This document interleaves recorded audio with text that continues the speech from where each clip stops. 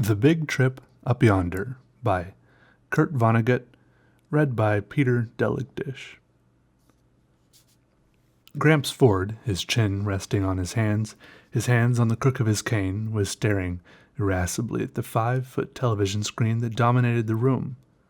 On the screen, a news commentator was summarizing the day's happenings. Every 30 seconds or so, Gramps would jab the floor with his cane tip and shout, "Hell, we did that 100 years ago."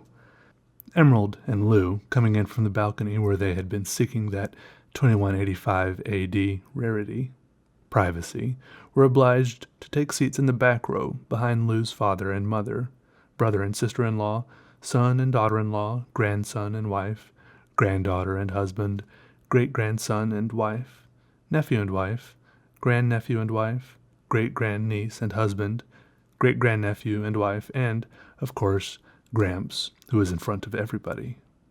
All save Gramps, who was somewhat withered and bent, seemed, by pre-anti-Gerasone standards, to be about the same age, somewhere in their late 20s or early 30s.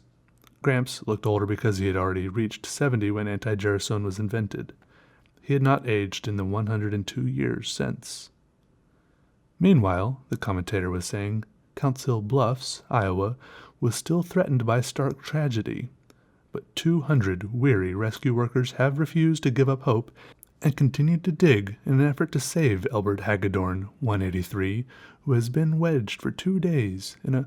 "I wish he'd get something more cheerful," Emerald whispered to Lou. "Silence!" cried Gramps. "Next one shoots off his big bazoo while the TV's on is going to find himself cut off without $1. His voice suddenly softened and sweetened.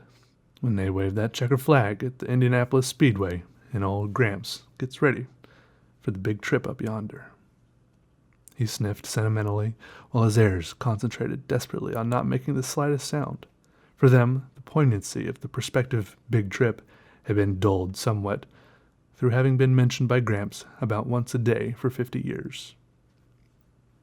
Dr. Brainerd Keyes Bullard, continued the commentator, president of Wyandotte College, said in an address tonight that most of the world's ills can be traced to the fact that man's knowledge of himself has not kept pace with his knowledge of the physical world.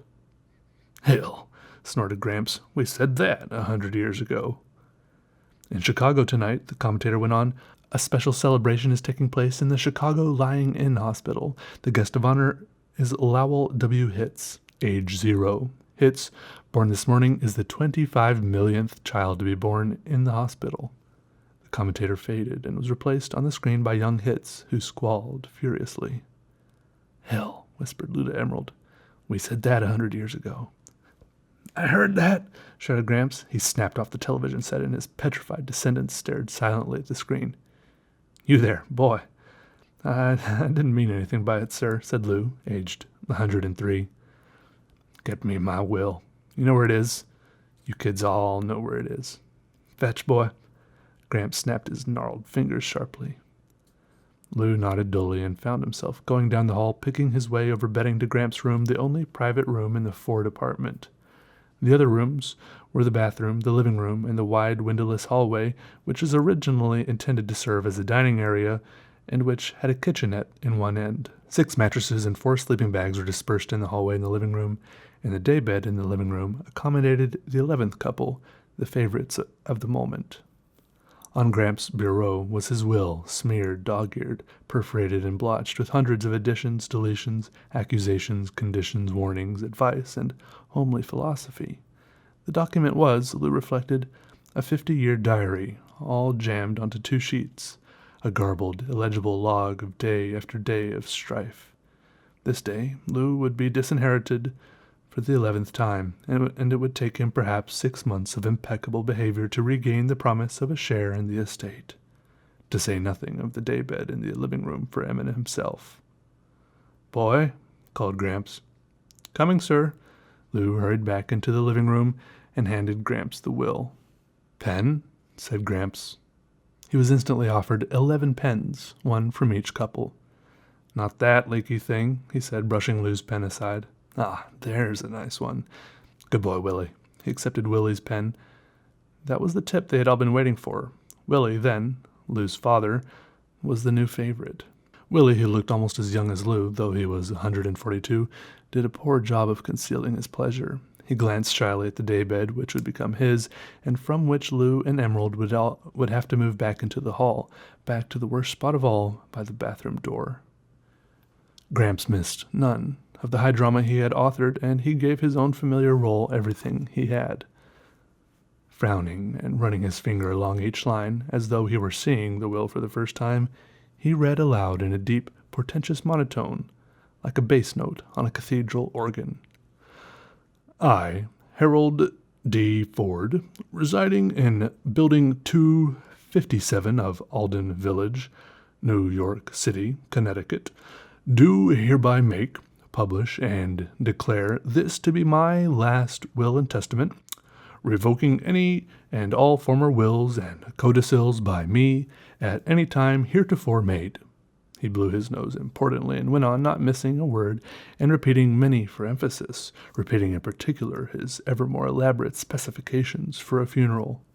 At the end of these specifications, Gramps was so choked with emotion that Lou thought he might have forgotten why he'd brought out the will in the first place. But Gramps heroically brought his powerful emotions under control and, after racing for a full minute, began to write and speak at the same time. Lou could have spoken his lines for him. He had heard them so often. I have had many heartbreaks ere leaving this vale of tears for a better land, Gramps said and wrote. But the deepest hurt of all has been dealt me by... He looked around the group, trying to remember who the malefactor was. Everyone looked helpfully at Lou, who held up his hand resignedly. Gramps nodded, remembering, and completed the sentence. My great-grandson, Louis J. Ford. Grandson, sir, said Lou. Don't quibble. You're in deep enough now, young man, said Gramps, but he made the change, and from there he went without a misstep through the phrasing of the disinheritance, causes for which were disrespectfulness and quibbling. In the paragraph following, the paragraph that had belonged to everyone in the room at one time or another, Lou's name was scratched out and Willie's substituted as heir to the apartment and, the biggest plum of all, the double bed in the private bedroom. So, said Gramps, beaming. He erased the date at the foot of the will and substituted a new one, including the time of day. Well, time to watch The McGarvey Family. The McGarvey Family was a television serial that Gramps had been following since he was 60, or for a total of 112 years. I can't wait to see what's going to happen next, he said. Lou detached himself from the group and lay down on his bed of pain by the bathroom door. Wishing Em would join him, he wondered where she was.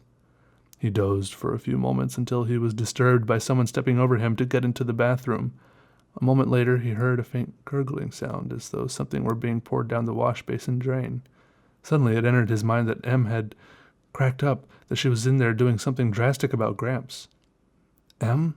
He whispered through the panel. There was no reply, and Lou pressed against the door. The worn lock, whose bolt barely engaged its socket, held for a second, then let the door swing inward. Morty! Gasped Lou. Lou's great-grandnephew, Mortimer, who had just married and brought his wife home to the Ford menage, looked at Lou with consternation and surprise. Morty kicked the door shut, but not before Lou had glimpsed what was in his hand.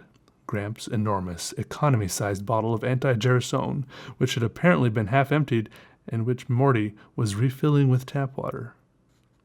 A moment later, Morty came out, glared defiantly at Lou, and brushed past him, wordlessly, to rejoin his pretty bride. Shocked, Lou didn't know what to do. He couldn't let Gramps take the mouse-trapped anti-gerasone, but if he warned Gramps about it, Gramps would certainly make life in the apartment, which was merely insufferable now, harrowing. Lou glanced into the living room and saw that the Fords, Emerald among them, were momentarily at rest, relishing the botches that the McGarveys had made of their lives. Stealthily, he went into the bathroom, locked the door as well as he could, and began to pour the contents of Gramps' bottle down the drain. He was going to refill it with full-strength anti-gerasone from the 22 smaller bottles on the shelf. The bottle contained a half-gallon, and its neck was small, so it seemed to Lou that the emptying would take forever. And the almost imperceptible smell of anti-gerasone, like Worcestershire sauce, now seemed to Lou, in his nervousness, to be pouring out into the rest of the apartment, through the keyhole and under the door. The bottle gurgled monotonously, Suddenly, up came the sound of music from the living room, and there were murmurs and the scraping of chair legs on the floor. "Thus ends," said the television announcer, "the 29,121st chapter in the life of your neighbors and mine, the McGarveys." Footsteps were coming down the hall. There was a knock on the bathroom door. "Just a sec," Lou cheerily called out, desperately. He shook the big bottle, trying to speed up the flow. His palms slipped on the wet glass, and the heavy bottle smashed on the tile floor. The door was pushed open, and Gramps, dumbfounded, stared at the incriminating mess. Lou felt a hideous prickling sensation on his scalp and the back of his neck. He grinned engagingly through his nausea and, for want of anything remotely resembling a thought, waited for Gramps to speak. "Well, boy," said Gramps at last, "looks like you've got a little tidying up to do." And that was all he said. He turned around, elbowed his way through the crowd, and locked himself in his bedroom. The Fords contemplated Lou in incredulous silence a moment longer and then hurried back to the living room, as though some of his horrible guilt would taint them too if they looked too long. Morty stayed behind long enough to give Lou a quizzical, annoyed glance. Then he also went into the living room, leaving only Emerald standing in the doorway. Tears streamed over her cheeks. "Oh, you poor lamb. Please don't look so awful. It was my fault. I put you up to this with my nagging about Gramps." No, said Lou, finding his voice. "You really didn't. Honest, Em. I was just... You don't have to explain anything to me, hon. I'm on your side, no matter what." She kissed him on one cheek and whispered in his ear, "It wouldn't have been murder, hon. It wouldn't have killed him. It wasn't such a terrible thing to do. It just would have fixed him up so he'd be able to go any time God decided he wanted him." "What's going to happen next, Em?" said Lou hollowly. "What's he going to do?" Lou and Emerald stayed fearfully awake almost all night, waiting to see what Gramps was going to do. But not a sound came from the sacred bedroom. 2 hours before dawn, they finally dropped off to sleep. At 6 o'clock, they arose again, for it was time for their generation to eat breakfast in the kitchenette. No one spoke to them. They had 20 minutes in which to eat, but their reflexes were so dulled by the bad night that they had hardly swallowed 2 mouthfuls of egg-type processed seaweed before it was time to surrender their places to their son's generation. Then, as was the custom for whoever had been most recently disinherited, they began preparing Gramps' breakfast, which would presently be served to him in bed, on a tray. They tried to be cheerful about it. The toughest part of the job was having to handle the honest-to-God eggs and bacon and the oleomargarine on which Gramps spent so much of the income from his fortune. "Well," said Emerald, "I'm not going to get all panicky until I'm sure there's something to be panicky about." "Maybe he doesn't know what it was I busted," Lou said hopefully. "Probably thinks it was your watch crystal," offered Eddie, their son, who was toying apathetically with his buckwheat-type processed sawdust cakes. "Don't get sarcastic with your father," said Em, "and don't talk with your mouth full either." "I'd like to see anybody take a mouthful of this stuff and not say something," complained Eddie, who was 73. He glanced at the clock.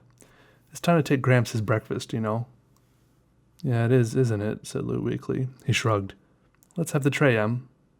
"We'll both go." Walking slowly, smiling bravely, they found a large semicircle of long-faced Fords standing around the bedroom door. Em knocked. "Gramps," she called out brightly. "Breakfast is ready." There was no reply, and she knocked again, harder.